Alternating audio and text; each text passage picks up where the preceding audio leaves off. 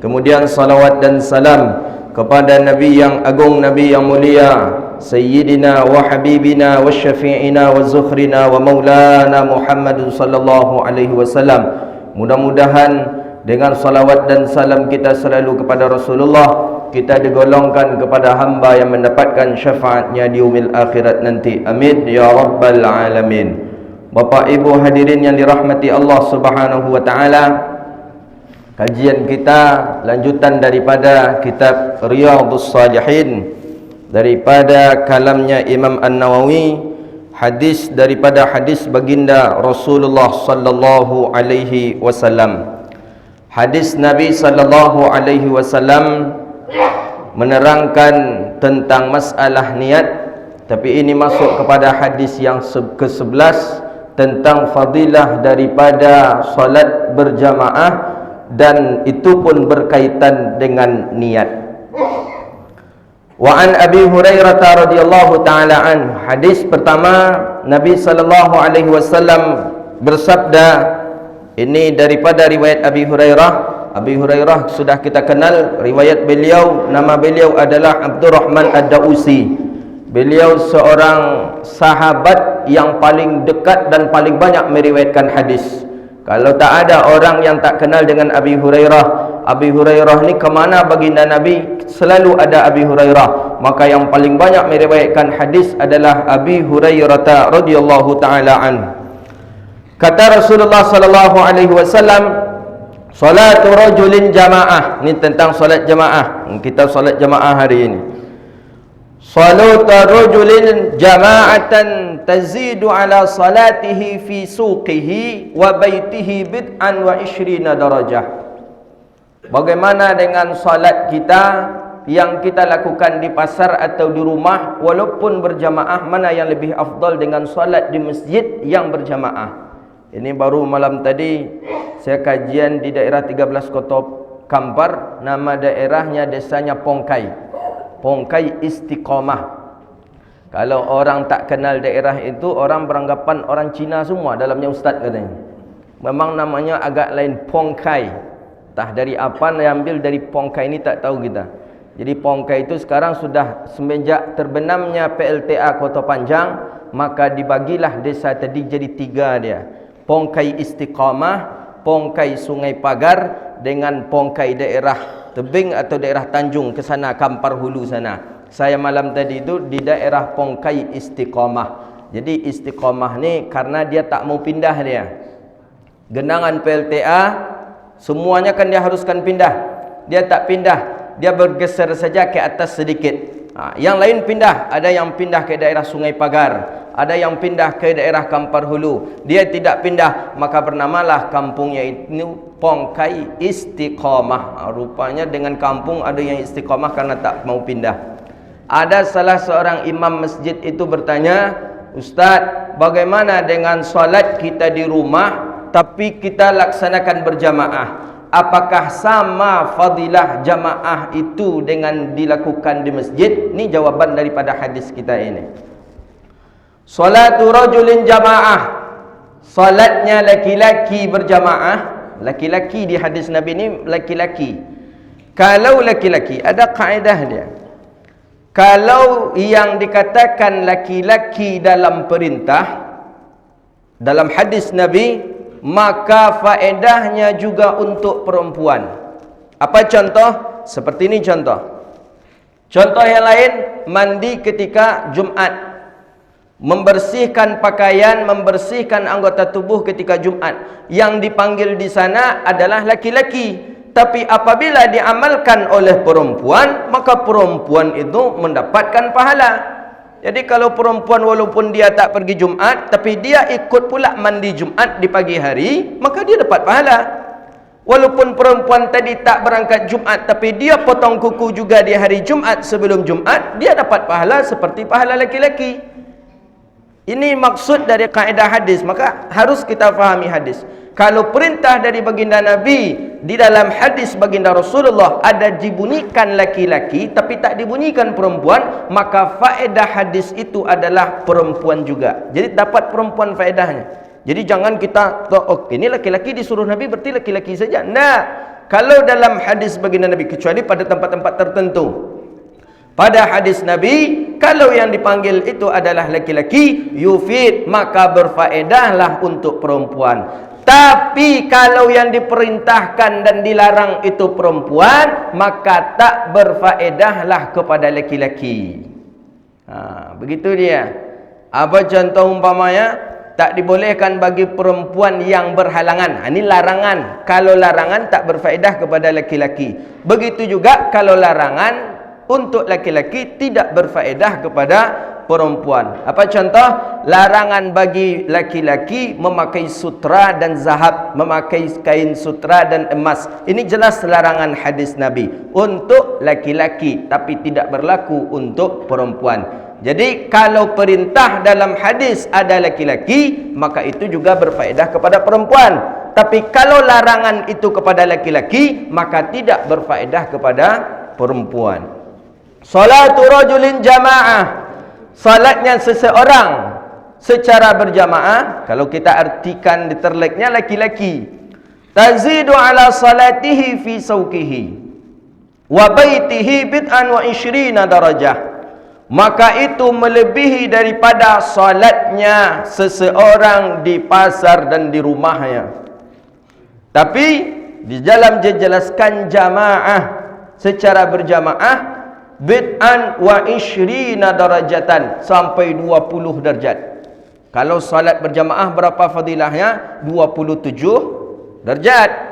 Afdalu salatul jamaah afdalu min salatil fazin bi 27 darajatan.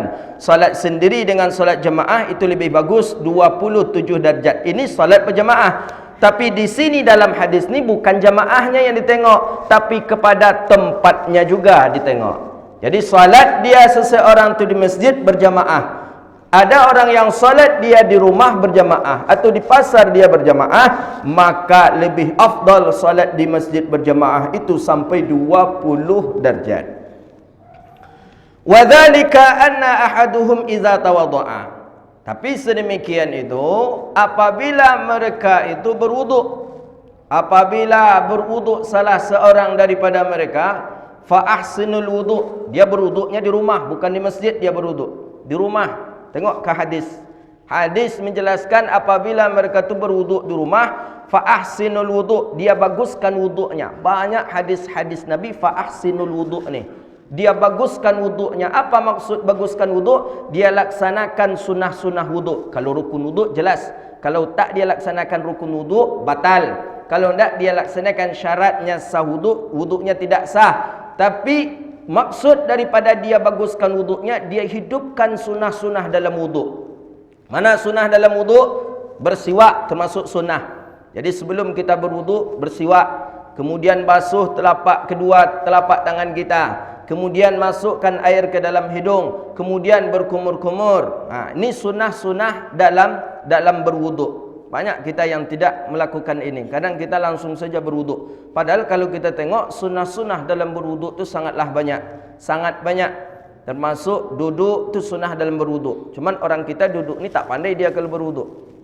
Kalau duduk bisa basah dia. Tapi orang Arab tengok Madinah, tengok Makkah, tempat berwuduk itu duduk. Memang sunnahnya duduk. Baginda Nabi duduk dia.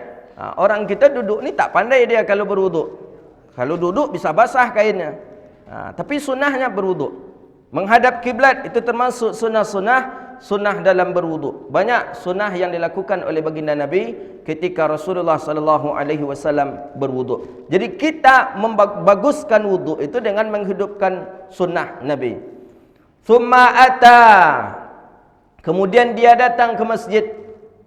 La yaridu illa salah, dia ke masjid itu tidak niat lain kecuali untuk salat saja. La yanhazuhu illa salah, dia tak keluar dari masjid, dari rumahnya kecuali untuk pergi salat saja. Jadi dia di rumah ambil wuduk, kemudian dia keluar. Dia keluar tu ke masjid cuma untuk salat saja. Apa kata Rasulullah? Lam yadhu khatwatan illa rufi'a lahu biha darajat.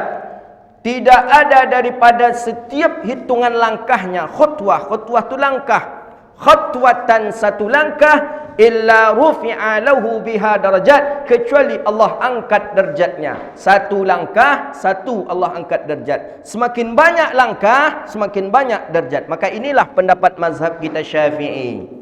Mazhab Imam Syafi'i, disunahkan seseorang itu untuk ke masjid berjalan kaki dan mencari jalan yang paling jauh. Itu sunnahnya. Berjalan kaki mencari tempat dan jalan yang paling jauh. Untuk apa? Semakin banyak langkah kita, semakin banyaklah derajat kita diangkat oleh Allah. Ni hadis ini. Selangkah, semakin banyak, semakin sering kita. Itulah dalam mazhab Syafi'i, kalau pergi jamaah ke masjid itu dianjurkan berjalan kaki. Cuman macam mana nak berjalan kaki kalau tinggal di Panam? Berjalan kaki ke Nurul Huda. Alah, pulang kita punya baru tiba baru. Kalaupun tiba. Tapi memang anjuran baginda Nabi seperti itu. Sehingga ada dari kalangan seorang sahabat Nabi yang ketika dia nak pergi salat ke masjid Nabi, sebenarnya dekat, tapi dia lewat ke gang-gang dulu. Dia sengaja lewat ke gang-gang, kemudian baru dia sampai ke masjidnya Rasulullah sallallahu alaihi wasallam. Untuk apa? Untuk memperbanyak langkah. Begitu. Jadi kalau bapa ibu mau juga rumah yang dekat di sini, kelilingilah masjid ni dulu baru masuk ke masjid. Jadi setiap banyak langkah kita, dihitung dia. Satu langkah khatwatan. Satu langkah, Allah angkat satu derajat kita. Wa hutta anhu bihal khati'ah. Dan Allah ampuni satu langkah, Allah angkat derajat kita dan Allah ampuni segala dosa kita. Wa biha khati'ah. Allah hapus segala dosa kita. Dijelaskan dalam syarah, maksud khati'ah ini, kita ni kan masing-masing kita punya catatan amal. Amal baik, amal buruk. Ini malaikat di kiri kanan kita ada malaikat. Kanan mencatat amal baik, kiri mencatat amal buruk. Setiap ucapan baik, setiap yang baik kita lakukan, ni yang mencatatnya sebelah kanan malaikat. Setiap yang jelek kita lakukan, maksiat yang kita lakukan, ni sebelah kiri yang mencatatnya. Kalau kita berjalan kaki ke masjid, satu langkah saja, ni sudah mengansur menghapusnya. Yang kiri ini menghapus dia kejahatan kita. Dosa kita dihapus. Maka itulah kalau semakin banyak langkah kita ke masjid, semakin banyaklah dihapus segala kesalahan-kesalahan kita oleh malaikat yang sebelah kiri. Begitu maksudnya. Jadi kalau begitu, tak usahlah pakai mobil kita ke sini lagi, pakai Honda. Berjalan kaki saja. Tapi memang orang saya tengok memang seperti itu dia. Memang rajin dia untuk berjalan kaki. Dan dalam kesihatan kan memang sehat kita banyak berjalan kaki. Awak kini kau kalau kata orang Aju lah ceno kan ni. Ceno. Ala sampai di pintu masjid pun pakai kendaraan, itu pun pakai kursi roda pula lagi tu. Nak masuk ke masjid. Tawaf sekarang, tawaf. Kalau bapa ibu datang ke Masjidil Haram, tawaf itu ada di lantai 2, itu disediakan, tak tahu siapa namanya. Dia kendaraan, bukti kendaraan dia pakai remote saja. Kita dari sini saja, kita duduk saja. Duduk manis begini sambil pakai ihram, kita yang mengendarai sendiri, dia berjalan sendiri keliling. Itu di atas itu, tawaf itu. Ketika tawaf, saya tengok awalnya memang untuk orang yang zawil ihtijaj, bagi orang yang berhajat dan membutuhkan seperti orang tua apa. Tapi lama kelamaan saya tengok banyak pula orang-orang muda yang dengan itu sekarang. Malah kalau yang berlari kencang larinya, tapi enak. Jadi seolah-olah jadi mainan jadinya. Pas seperti mainan remote itu, apa seperti itu. Dia sambil tawaf itu.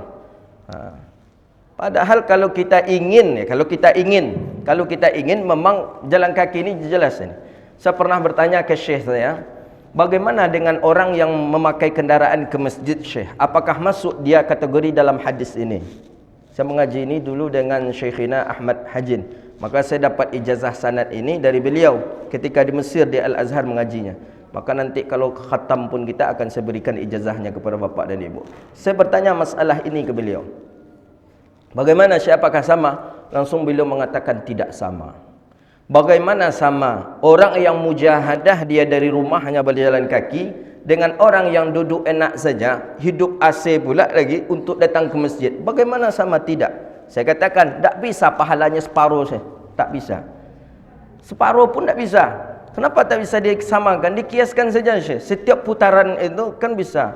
Tidak, setiap putaran itu pun je sepeda. Kalau dengan Honda mana ada putaran, cuma gini saja dia. Apalagi Honda yang Matic sekarang, tak pun pakai masuk andal gigi dia, gini saja dia.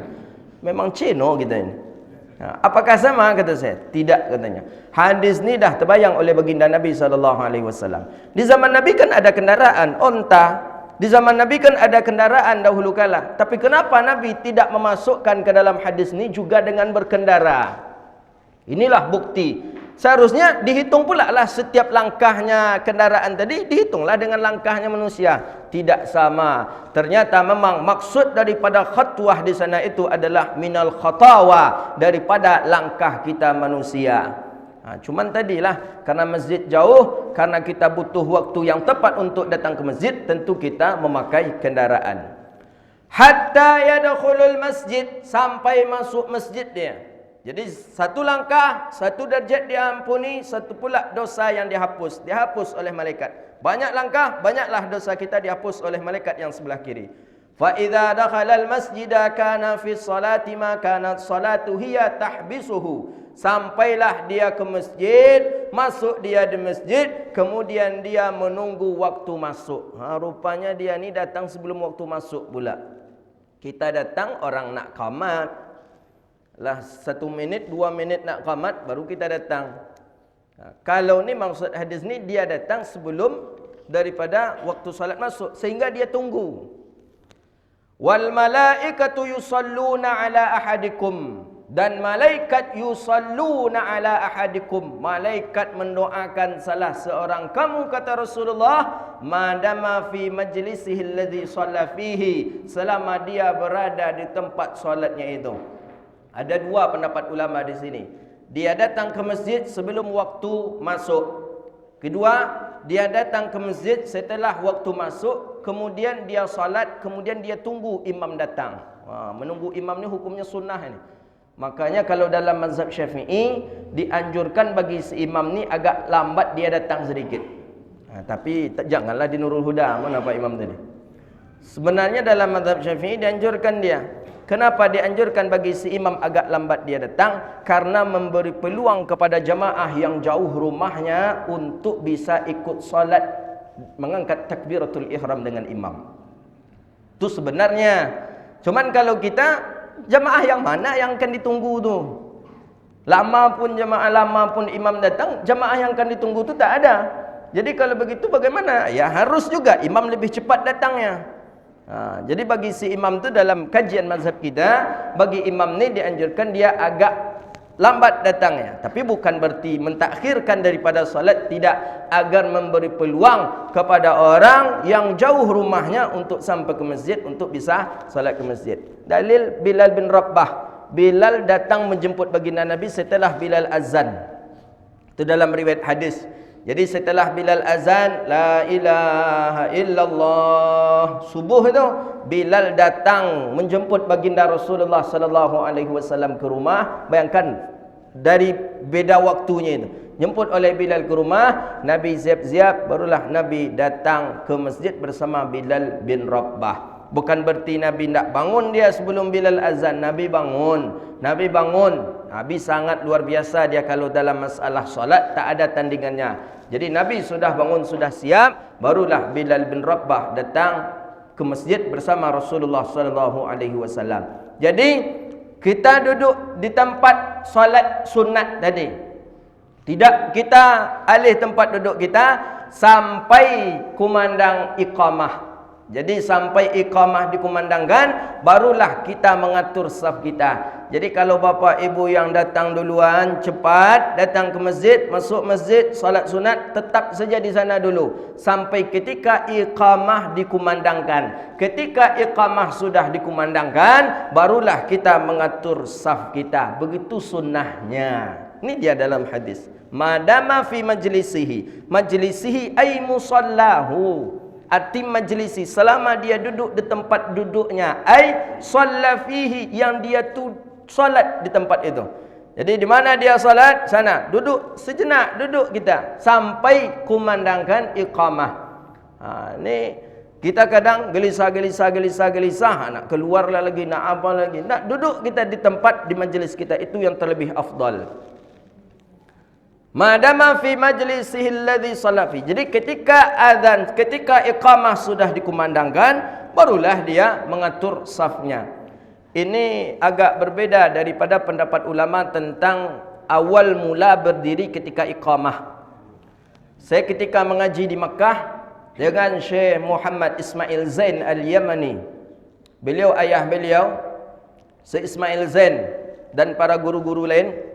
Ini Syekh Hasan Masyad. Maksudnya Syekh Hasan Masyad pernah diceritakan oleh Syekhina Nuruddin. Ada berbeda cara pemahaman ulama tentang ketika iqamah itu.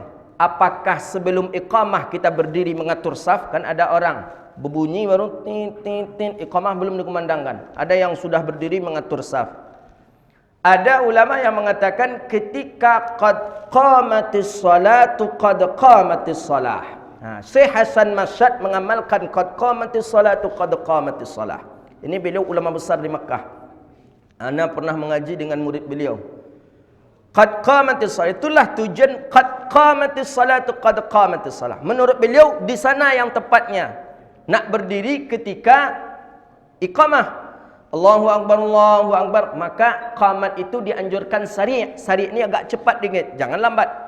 Ini ada pula yang bentuk kaset kusut aja qamat. Allahu Akbar, Allahu Akbar. Asyhadu an la ilaha illallah. Nah, iqamah tu dianjurkan sari', agak cepat sedikit. Allahu Akbar, Allahu Akbar. Asyhadu an la ilaha illallah. Asyhadu anna Muhammadar Rasulullah. Hayya 'alas shalah, hayya 'alal falah. Qad qamatis salatu, qad qamatis salah. Barulah dia berdiri sambil membaca qad qamatis salatu, qad qamatis salah. Yang dibaca apa? Aqamahallah wa adamaha wa ja'alana minas salihin. Ini doa yang dibaca ketika qad qamatis salah. Apa? Padahal umur beliau sudah lanjut ketika itu dan beliau tidak mengalami lumpuh dalam masa tuanya. Kerana ada orang kadang stroke bagai, kadang apa. Jadi kata masyayikh hamba mesti ingat itu salah satu obat yang ampuh untuk jangan kena stroke, kata beliau. Itu salah satu obat yang ampuh. Ketika qad qamatis salatu qad qamatis salah, itulah beliau berdiri, barulah beliau mengatur saf.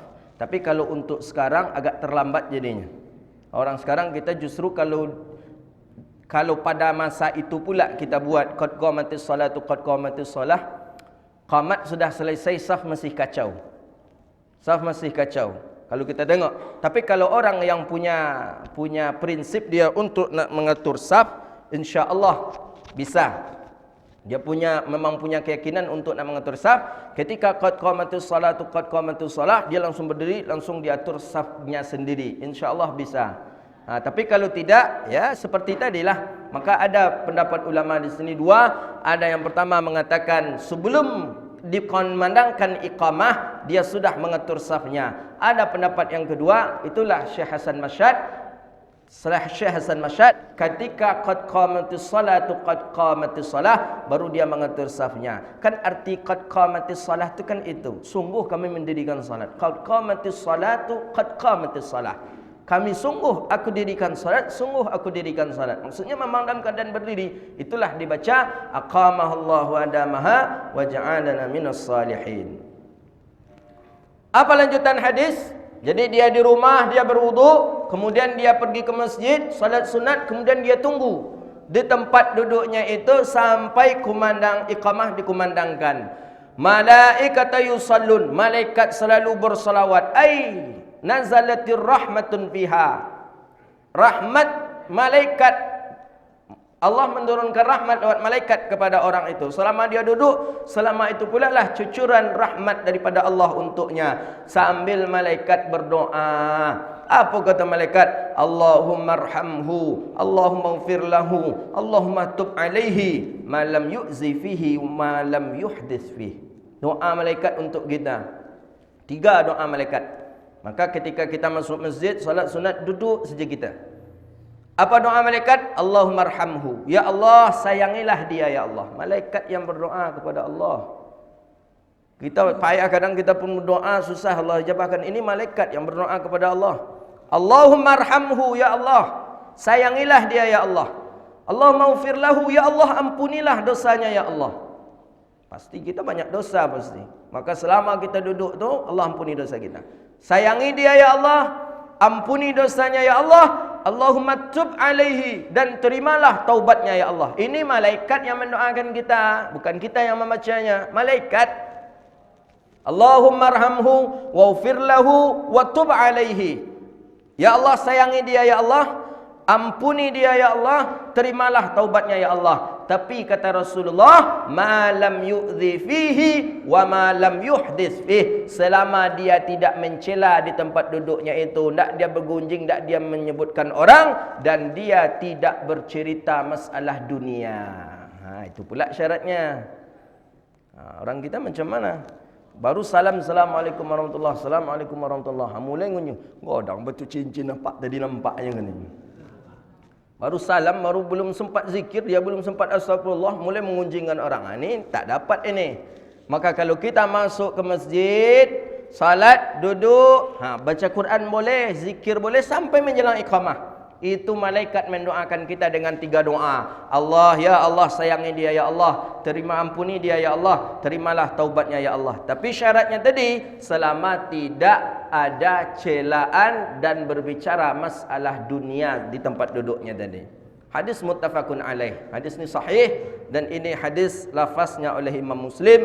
Qaulullah sallallahu alaihi wasallam, yamzahu wa huwa bi fathil ya, yanhazahu, ha dengan zai, ay yakhrijuhu wa yanhiduhu, maksudnya keluar. Hadis berikutnya, An Abil Abbas, Abdullah ibn al-Abbas bin Abdul Muttalib. Ni dahsyat ni. Ni pemuda yang luar biasa. Namanya Abdullah ibn al-Abbas ibn Abdul Muttalib. Ayah Nabi dengan ayah dia kakak beradik. Dia ni yang selalu dijuluki dengan Ibnu Abbas. Ibnu Abbas. Bagus kalau nak memberi nama anak, kasih dengan nama anak Ibnu Abbas, bagus. Saya ada kenal dengan ulama yang bernama Ibnu Abbas, alim dia, Ibnu Abbas. Jadi nama beliau sebenarnya Abdullah, ayahnya Abbas bin Abdul Muttalib. Kalau Nabi kita Muhammad, nama beliau Muhammad, anak daripada Abdullah, anak daripada Abdul Muttalib. Jadi Abbas dengan Abdul Muttalib kakak beradik. Tapi hadis ini diriwayatkan oleh anak Abbas itu, berarti sepupu Nabi. Nama beliau adalah Abdullah.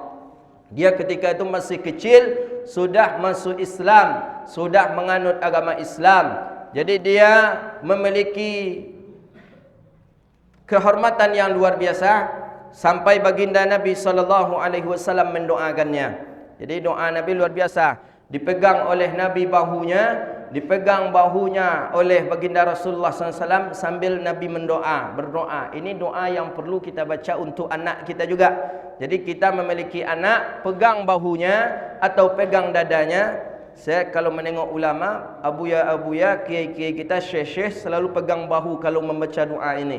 Salah satunya adalah abuya Profesor Dr. Muhibbuddin Wali rahimahullah.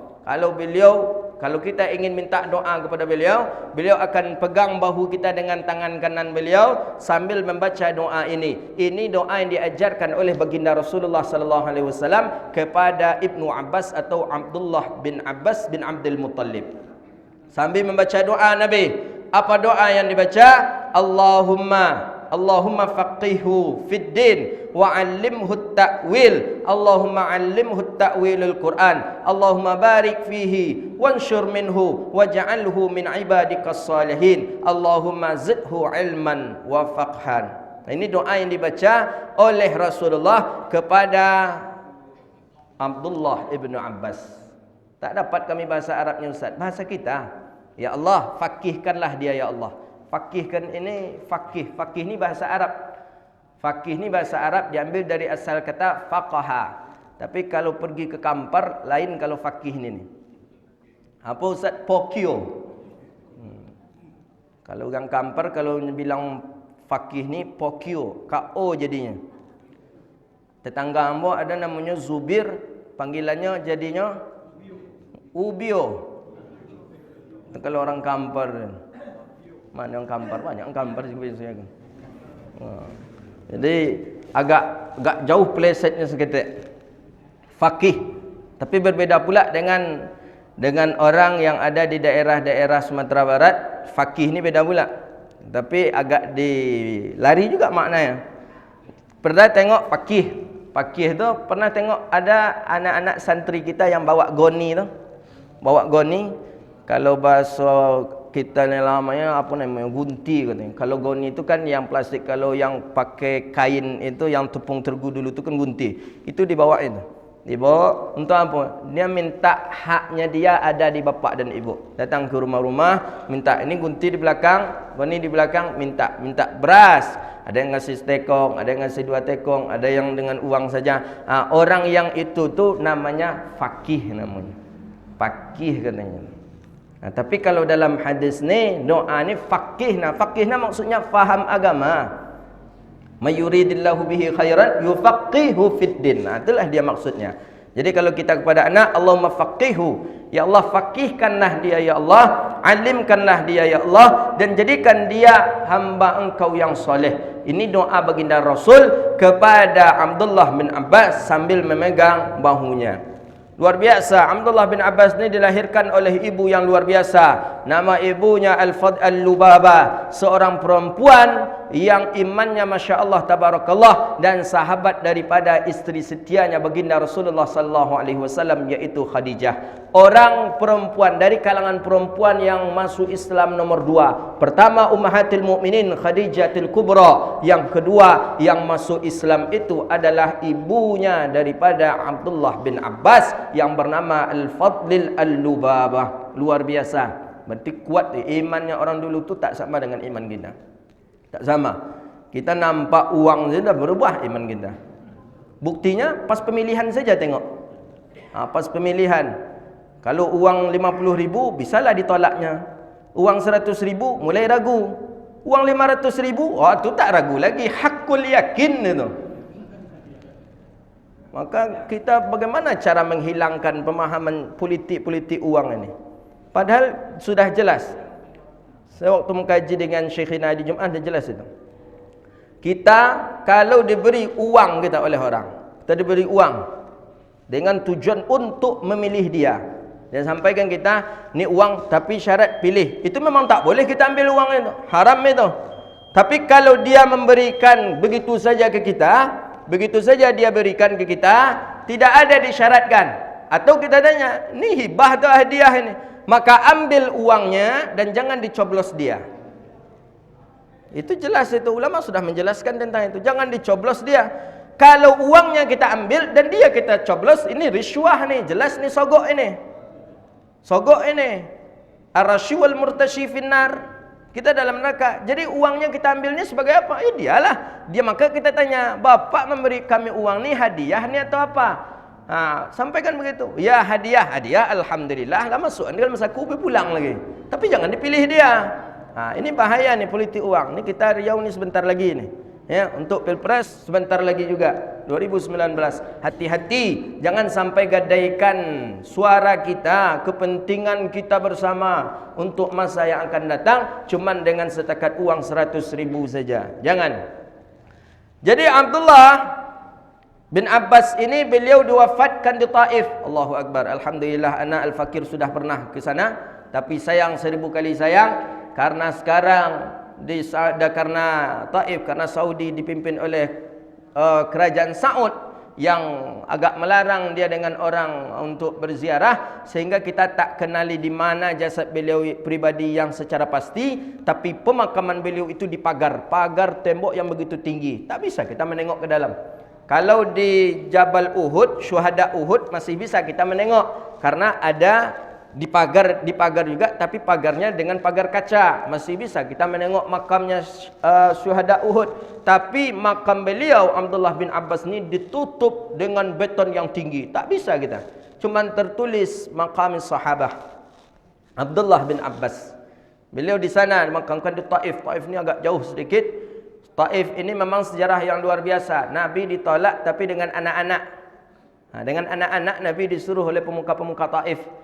Baru Nabi ke sana sambut oleh anak-anak. Memang agak sedih baginda Rasulullah sallallahu alaihi wasallam sampai Nabi menekankan seperti ini karena Nabi dilempar, Nabi kena.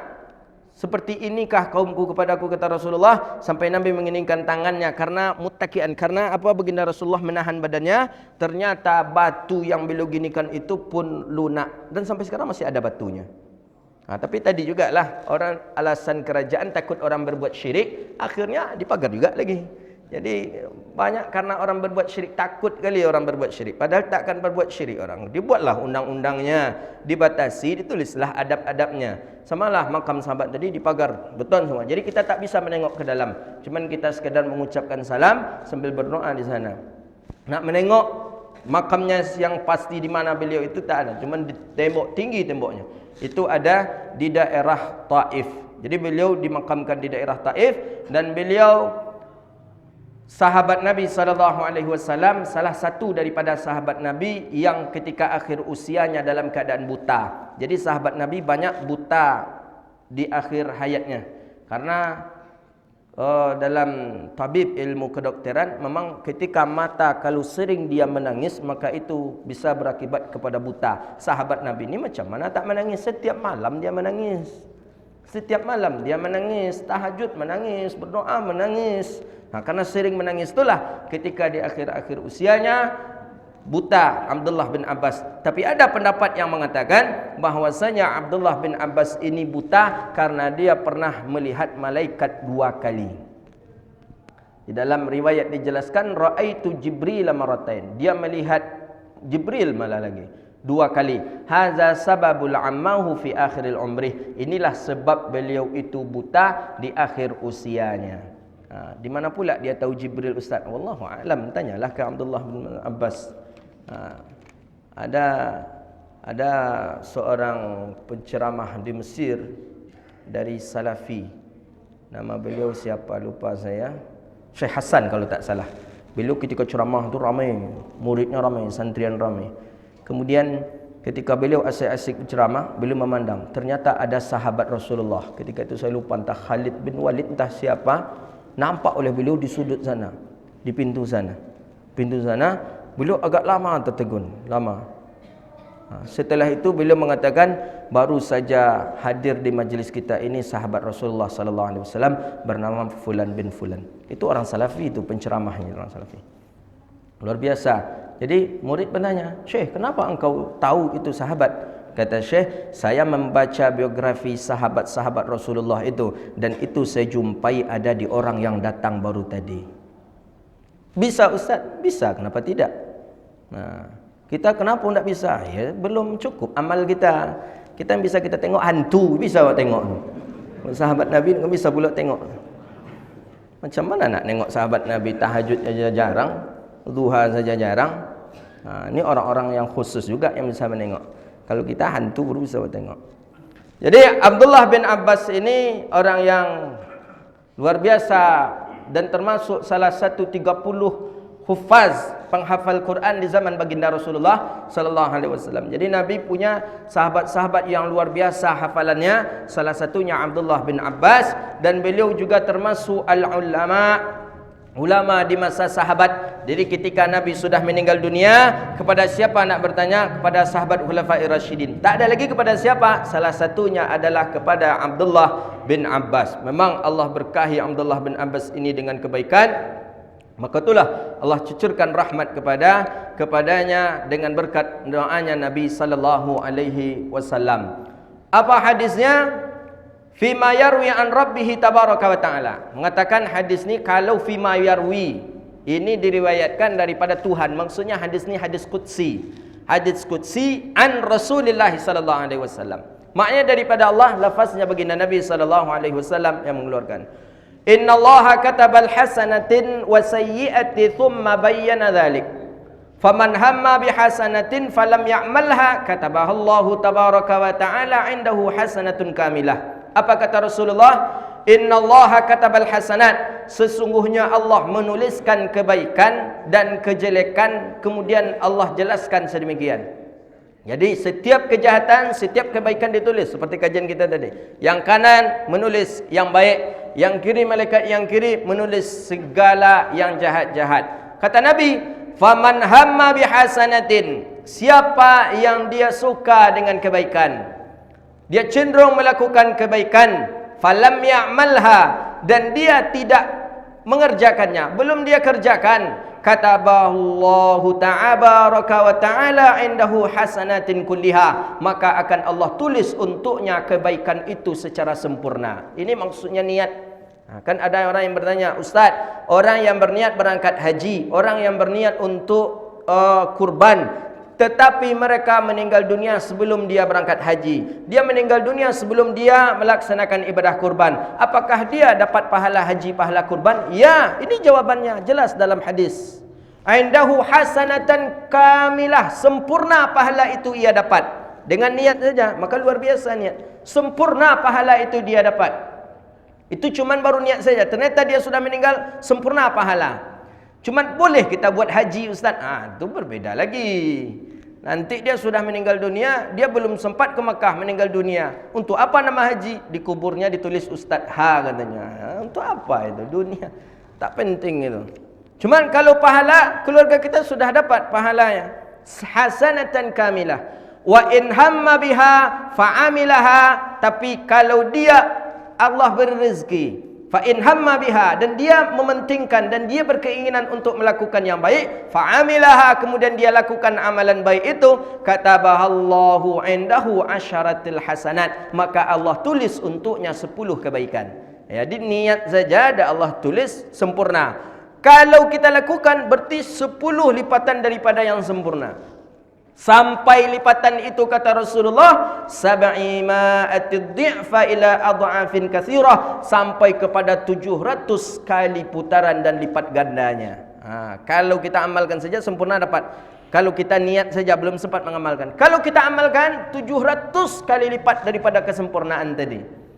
Wa in hamma bisayyi'atin, dan bagaimana kalau orang yang melakukan kejahatan, niat saja, fa in hamma bisayyi'atin falam ya'malha, dia punya niat untuk melakukan kejahatan, nak membunuh orang, nak menyihir orang, atau nak menciderai orang, falam ya'malha, tapi dia belum melakukannya, kejahatan itu belum dia lakukan, kataballahu ta'ala indahu hasanatin kamilah, Allah tulis untuknya kebaikan yang sempurna. Jadi kalau belum kita lakukan, tidak dapat dosa, belum kita lakukan, cuma niat jelek saja, dan kita lakukan, dan jadi kita melakukan, kita dapat kebaikan secara sempurna. Fa in hamma biha fa'amilaha katabahallahu sayyi'atan wahidah, dan kalau kita lakukan, kita dicatat oleh malaikat orang yang melakukan kesalahan satu saja, bukan 10 kesalahan.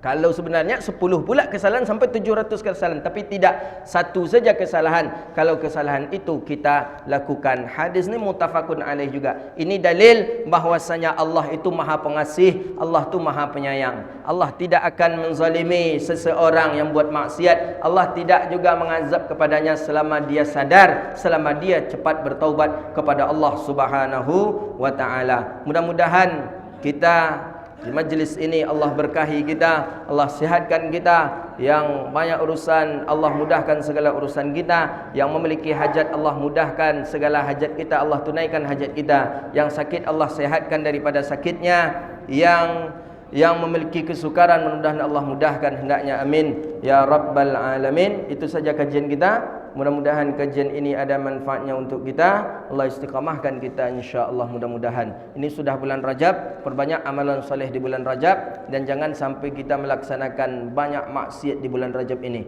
Walaupun di bulan kapan pun tak boleh kita maksiat, tapi ini di bulan Rajab ini, khusus bulan Rajab, jangan sampai kita melakukan maksiat-maksiat di luar daripada qadar syariat daripada yang Allah tetapkan. Baik, itu saja kajian kita. Subhanakallahumma wa bihamdika. Kalau ada pertanyaan nanti setelah syuruk, subhanakallahumma wa bihamdika, asyhadu an la ilaha illa anta, astaghfiruka wa atubu ilaih. Wassallallahu ala nabiyyina Muhammadin wa ala alihi wa sahbihi ajma'in. Wassalamu alaikum warahmatullahi wabarakatuh.